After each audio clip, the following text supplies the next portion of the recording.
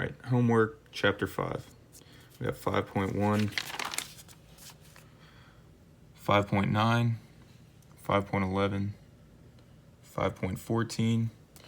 Going back real quick, get 5.18 here. And back again, 5.23. We got 5.27, long one here, took up the whole page pretty much. And then we got 5.59. Now I'm gonna talk a little bit about 5.59, this problem here. So they give you a speed of 28 meters per second. They give you a radius of 150 meters, and they want you to find angle theta. All right.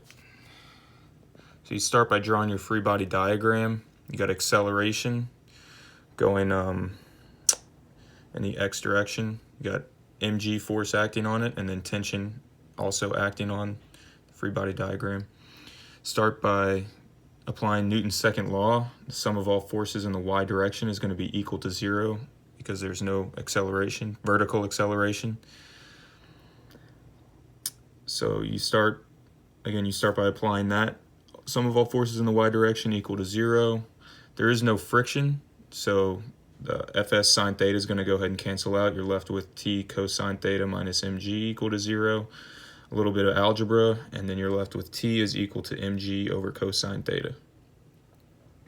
Moving on to sum of all forces in the x direction is going to be equal to mass times acceleration. Again, there's no friction, so that's going to be canceled out. A little bit of algebra, and you're left with T sine theta is equal to mass times acceleration.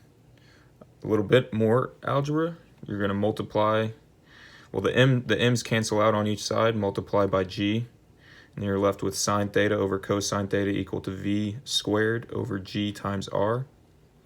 Sine over cosine is tangent. This is just kind of the problem broken down very specifically. Moving on, you're going to plug v squared into the numerator, multiply gravity times the radius in the denominator. To get the angle theta, you need to take inverse tangent and then plug that into your calculator, and you're left with 28.1 degrees for angle theta.